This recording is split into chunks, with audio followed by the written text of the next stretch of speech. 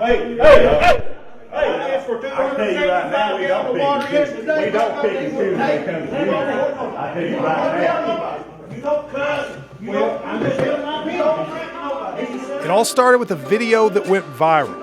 A citizen was choked at a Martin County fiscal court meeting. But what happened next would shine a light on a Kentucky county's growing water problem. I mean, I regret none of it because I was standing up for the people of Martin County. And it's not just been this winter. This has been an ongoing problem for me for 5 years. This is by far the worst water district, in my opinion, in the state of Kentucky. Martin County, Kentucky is in deep Appalachia. It's part of coal country. And since December 15th, many citizens here have seen their water use restricted to 10 hours a day, and some have no water whatsoever. For a long time, clean water has been an issue in Martin County. I guess anybody could drink the water if they wanted to. It just depends on how well they enjoy their health. Hell, what would your life be like if you couldn't take a damn shower? And be thinking about, why your children have to stay home because the schools can't operate. There's no way to clean the school. People talk about, oh, these are just complainers. It's amazing what these people have put up with. Our water is so nasty that the federal prison won't accept it. I mean, the inmates up there drink better water than the kids in our schools.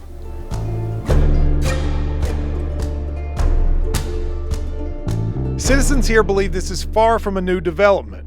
For them, this story began with a natural disaster 17 years ago. This goes way past our local leaders. We should have had help with this a long time ago because back in 2000, we had a major environmental disaster here. A coal company allowed 306 million gallons of toxic sludge to go into our water supply. It's boiling to a head now because it has gotten to the point where this water plant is so dilapidated that they can't even fix it. In the last 20 years, many citizens believe that not nearly enough money was spent on actually keeping up the infrastructure of the water district. And with the decline in coal severance money has no longer been coming into the area, causing a budget crisis in Martin County. Now that coal severance money is not flowing in, then they can't even fix the materials that they have on site. Well, this morning I had a story in the paper of a lady who'd been without water. She has a father, a disabled coal miner who has a catheter that has to be changed 4 times a day. She helps care for her father. She heats up 2-gallon jugs of water on the stove, puts him in a little stand-up shower, wets his head, shampoos his head, takes a wash rag and clean, and then pours water over him. That's a month doing that. Iron is the very place in 1964 where LBJ declared a war on poverty. Here we are 54 years later and we don't have clean water. I mean, that's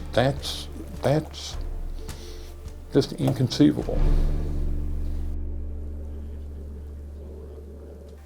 Well, you just ain't got none. Then when you watch when it first turned on, you'll probably have some like now.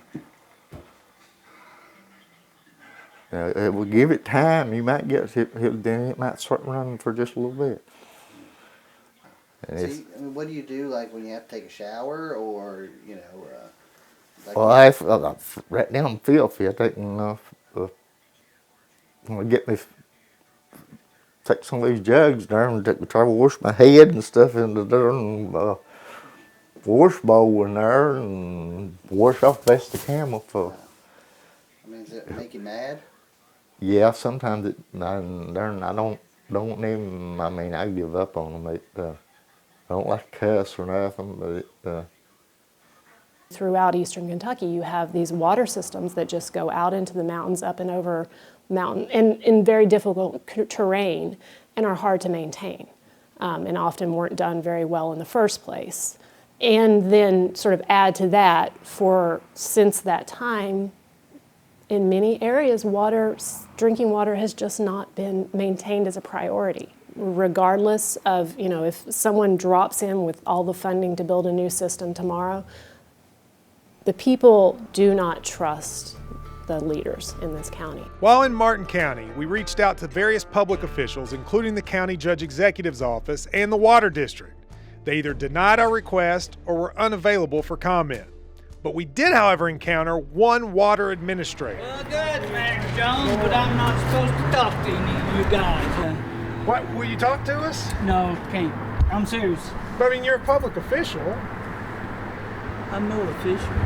Well, you're head of the water board, right? No.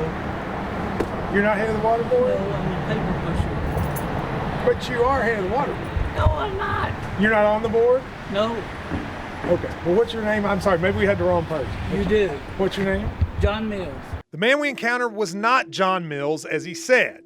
He's the director of operations. It was actually Joe Hammond, business manager for the Water District and John Mills' supervisor. Why he decided to tell us a different name, we do not know. But we did, however, talk to Jimmy Don Kerr. Kerr is one of 4 new members of the Water Board since late 2017 who has come on to try to fix the situation. When we think about it, like when we sit and we really think about it, maybe it took us 20, 30 years to get in this shape. It may take us 10 years to get out of it. The water rate increase was hard because you knew the impact that it was going to have on people here.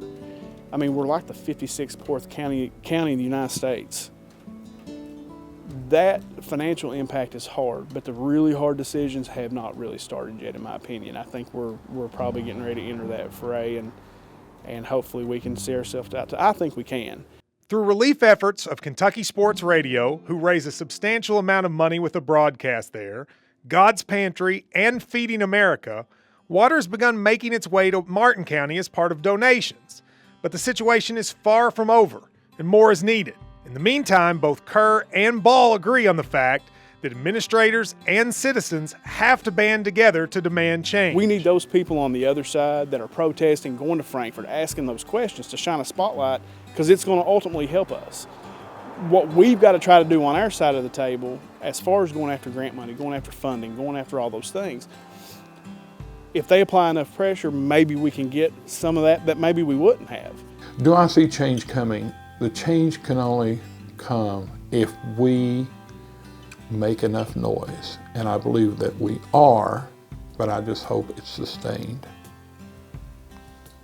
At the end of the day, we're all Martin County citizens, all of us. And we all want the exact same thing, which is clean, safe drinking water. While some still are without water, the situation has stabilized in the last week. But a freeze or bad situation, and the citizens of Martin County will be back where they are now, without water and in need of desperate help.